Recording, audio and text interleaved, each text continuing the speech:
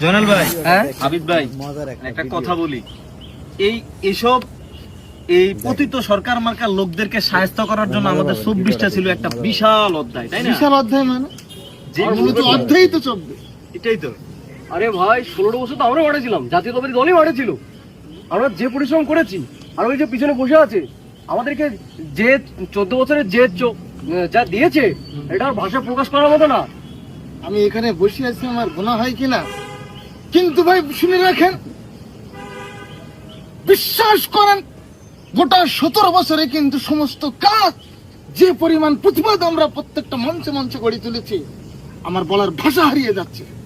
যে মানে আলেম ওলামাকে বাদ দিলে তো এই অভ্যুত্থান হয় না। জুলাই অভ্যুত্থান যে সনদ আসবে, তাতে আমাদেরকে আলাদা করে একটা জায়গা দেওয়া উচিত। যদি 5000 পৃষ্ঠা হয়, 1000 পৃষ্ঠা শুধু আমাদের এই বক্তাদের। আমি তোমার মাহফিলের সভাপতি কিটা ছিল এই 14 বছর? আচ্ছা, আমি কিন্তু ছিলাম, মনে রাখো বিষয়টা। আরে এই ছিলাটাই তো ছিল আপনাদের আমাদের জন্য ভুল। যে পরিমাণ লেখা আমি লিখছি, ফেসবুকে যে পরিমাণ পোস্ট আমি দিছি, ভাই উনি এখানে বসে, আমি কি চলে যাবো না? আমি তো বুঝছি না তো। আমি তো এটাই ভাবতেছি, এদের মতো লোক এখানে বসা থাকলে তো সমস্যা, বিচার হবে। ভাই 16 বছর ওয়াজ মাহফিলে এই সালারই সভাপতির দায়িত্ব পালন করেছে, জাতীয়তাবাদী দলের কোনো ভ্যালুই ছিল না, আমাদেরকে ডাকতোই না। এটাই তো কথাটা। আর আমি যেই লেখা লিখছি, আমার লেখা শুনে শত শত মানুষ আন্দোলনে নামছে, এজন্য তারা পলাই গেছে এখান থেকে। কথা বুঝতে পারছেন? এটাও ঠিক, তবে আমাদের অবদানটা এখানে বেশি। আপনারাও ওয়াজ করছেন ভালো, অনেক। বক্তাদের অবদানটা আমি মনে করি জাতীয়তাবাদী দলও কিন্তু ভালো করছে। মোট কথা সবার সমন্বয়ে যে একটা আন্দোলন আমরা করছি, আর সামনে আবার কোনো সুযোগ নাই। কথা বুঝছেন?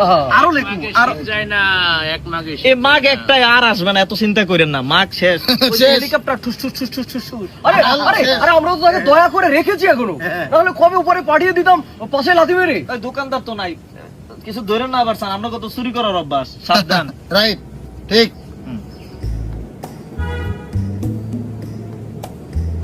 অতএব এই এদেরকে আর কখনো সামনে দাঁড়ানোর কোনো সুযোগ দেওয়া যাবে না। কথা বুঝছেন? কথা বুঝতে পারছি। অর্থাৎ আমরা এটা সব শেষ ফিনিশিংটা দেখেন, হ্যাঁ খুবই মজার একটা।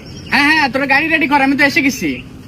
না আমি আসতেছি, কোনো সমস্যা নেই। হ্যাঁ সেটাই তো, হ্যাঁ গাড়ি ঘোড়া রেডি কর, আর হ্যাঁ ওদের নিয়ে আয়। ঠিক আছে ঠিক আছে, আচ্ছা ঠিক আছে ঠিক আছে। পাওয়ার ভালো, ঢাকা দিকে থাকে।